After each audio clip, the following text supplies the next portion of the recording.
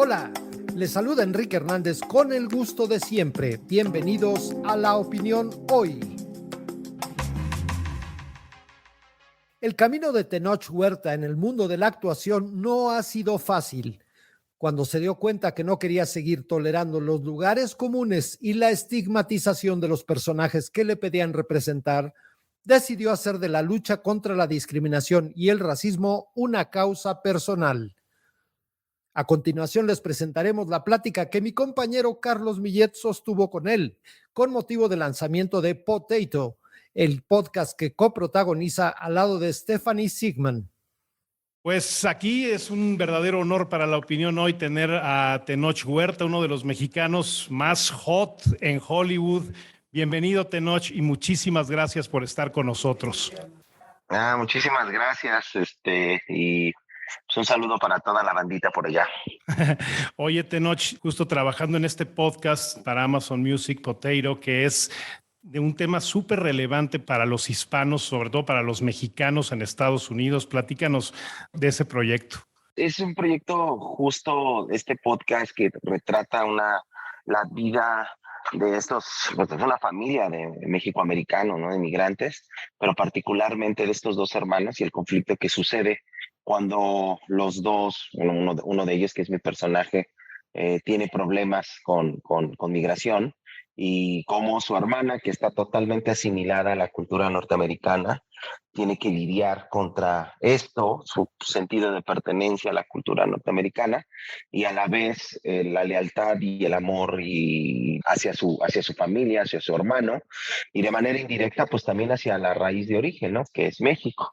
Bueno, va por ahí. Yo digo, entiendo a qué se refieren con hispano, pero no me gusta la palabra, porque dejaríamos fuera a nuestros compadres de Jamaica o dejaríamos de fuera a nuestros compadres de Brasil, ¿no? Entonces, no, más bien latinoamericanos, porque no creo que sea la misma situación para la gente que viene de España a Estados Unidos que la que viene de América Latina. Entonces yo creo que más bien sería como de contexto latinoamericano, particularmente de mexicoamericanos, y estos conflictos que suceden pues cuando tienes una vida de frontera y cuando tienes una vida de migrante, ¿no? Son particularidades muy fuertes, y creo que el podcast logra retratarlo. Y eso es lo bonito del podcast, aparte de que la historia está bien divertida, intensa, emocionante, ¿no? Y bien chida.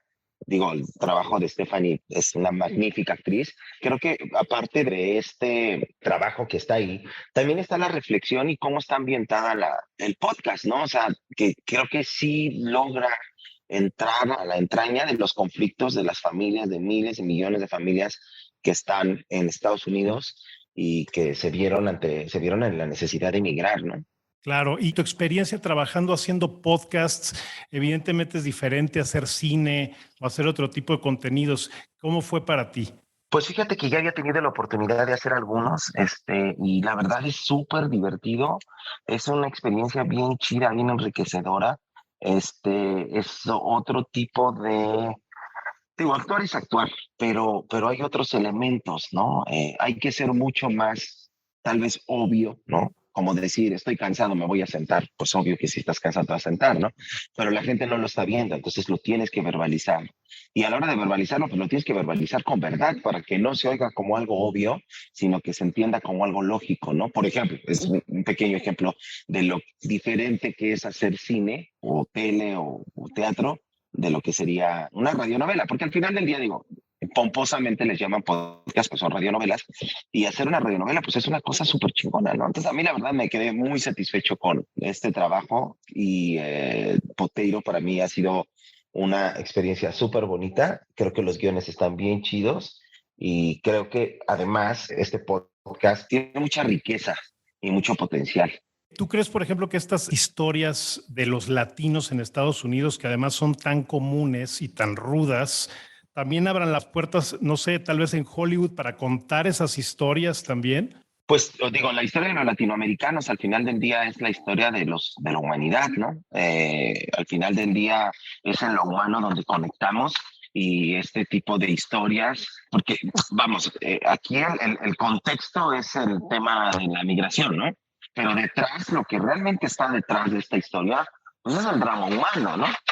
Claro. Va acerca de la lealtad, va del amor, va de la fraternidad, que va de la crisis de identidad, no solamente es de migrantes, ¿no? Entonces, en ese sentido, cuando tú apelas a lo humano, es que tú puedes hacer estas historias universales y las puedes contar donde sean, ¿no? Si solo se trata de un tema muy particular, pues es difícil, ¿no? Que la gente, que todo el mundo se identifique. Pero como va en lo humano, y eso es lo bonito de Poteiro, es que apela a lo humano, al conflicto íntimo. Y sí, yo creo que este tipo de historias ya se cuentan al final del día en el mundo, y creo que sí hay por ahí un potencial muy importante de crear mucho más historias de las que ya hay en cinematografías como la hollywoodense, como la europea, como la latinoamericana, ¿no? E incluso también en estos, pues, como tú dices, no son nuevos formatos, pero en estos que están agarrando fuerza nuevamente, ¿no? Exactamente, exactamente. Y eso está bien bonito, ¿no? Como estos, tal cual, estos formatos se están reinventando, ¿no? Se están rescatando y se están llevando a otros lugares, que eso sí es nuevo, ¿no? La manera en la que se presentan, la manera en la que tú los puedes escuchar, la plasticidad que tienen, ahí es donde viene lo innovador y lo interesante y lo bonito de los podcasts frente a la radionovela, ¿no? Que ya tiene una programación, tiene un espacio muy particular, aquí es diferente, es más a la demanda del escucha, y eso también es bien bonito porque te acerca, ¿no? Es como ya algo del escucha, el escucha lo hace suyo. Claro, y es también fácil de identificarse con estas historias si es que las has vivido, ¿no? O si ahora estás siendo parte de alguna similar. Exacto. Tenoch, te agradecemos muchísimo de verdad tu participación aquí en La Opinión Hoy. Te mandamos un fuerte abrazo, muchas gracias y toda nuestra admiración. Muchísimas gracias, un abrazo y un beso para todo el mundo. Estás escuchando La Opinión Hoy, un podcast que hacemos los periodistas de La Opinión cada mañana de lunes a viernes. Si te gusta, suscríbete por favor en tu servicio favorito de podcasts. Más de 40,000 inmigrantes están bajo detención de la Oficina de Inmigración y Control de Aduanas ICE y la Agencia de Aduanas y Protección Fronteriza, CBP por sus siglas en inglés, según un reporte reciente sobre arrestos, pero también se indica un incremento sobre la integración de no ciudadanos al sistema alternativo de detención, el cual ya suma casi 500,000 inmigrantes. Para ahondar un poco más en estos datos, le doy la bienvenida a Jesús García, nuestro experto en política e inmigración de La Opinión. Jesús, ¿cómo te encuentras? Bien, Enrique, muchas gracias por la invitación. Jesús, así de bote pronto, ¿qué podemos leer o inferir en estas cifras? Bueno, básicamente que la agencia de aduanas sigue con sus operativos para detener a inmigrantes. Y bueno, muchos de los que llegan a Estados Unidos siguen siendo procesados por la agencia y algunos quedan detenidos en prisiones que, bueno, son operadas por contratistas privados, pero bajo, digamos, el mando de ICE, que por sus siglas en inglés es la agencia migratoria que maneja a los inmigrantes que se son detenidos. Entonces, hay que establecerlo en dos dimensiones, como bien lo señalabas, establecer que siguen estos operativos y que seguirán, digamos, porque esa es la labor que tiene la agencia y no van a detenerlos, aunque modifique, digamos, o intente reducir las detenciones, siempre va a haber gente que va a arrestar. ¿Y estos casos qué tipo de respuesta están generando cuando llegan a las cortes donde son atendidos? Hay un problema que ha surgido que es muy interesante porque ha surgido en la administración Biden más que en otras administraciones. No es nuevo, comenzó, digamos, a incrementarse con la administración Trump, pero con la administración Biden se aumentó considerablemente. Cuando los inmigrantes son detenidos y los agentes migratorios tienen que procesarlos, deben generar una notificación para aparecer en la corte, como es conocido como NTA o NTA en inglés. Entonces, sin ese documento en la corte, el caso, digamos, no existe. Básicamente es como un caso fantasma, aunque el inmigrante tenga un documento que indica que él tenía una cita a tal fecha en la corte, pero si en la corte no existe ese documento, ni siquiera se abre, digamos, el expediente como tal.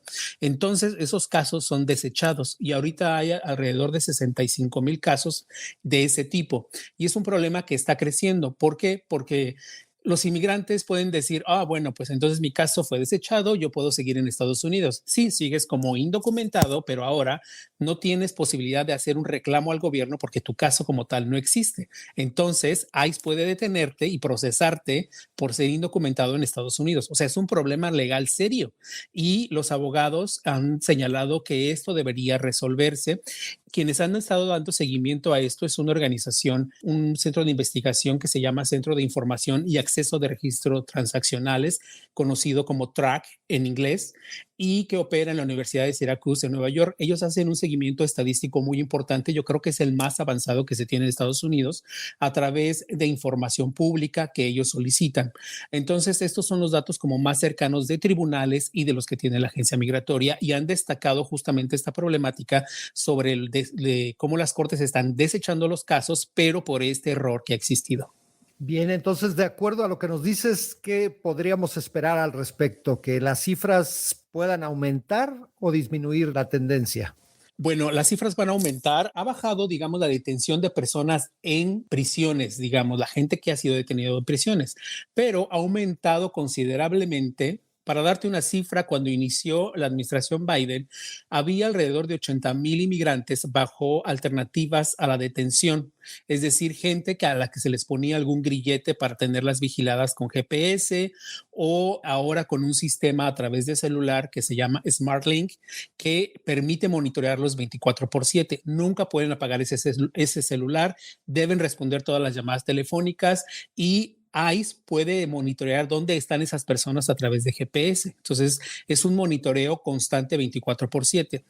Como señalaba, para dimensionar cómo ha crecido ese programa, cuando inició la administración Biden, comenzó con 80,000 más o menos, que ya estaban bajo ese sistema, pero ahora ya hay casi 500,000. Es decir, estas personas están libres, entre comillas, porque, bueno, pueden andar en la calle y continuar con sus procesos migratorios en la calle, pero no pueden trabajar y no pueden, digamos, salirse de ciertas áreas donde viven, además de que deben de estar respondiendo a las autoridades cada que se les llama y atender a las citas que deben de atender. Los defensores de inmigrantes, digamos, señalan que este sistema es bastante invasivo y genera problemas psicológicos a los inmigrantes porque, pues, primero no pueden desarrollarse realmente, no pueden aportar a la economía porque no pueden trabajar, porque son indocumentados y además porque, bueno, desarrollan esta situación de estar vigilados constantemente y es como un sentido de paranoia que hemos visto ya varios casos y lo hemos reportado también aquí en La Opinión.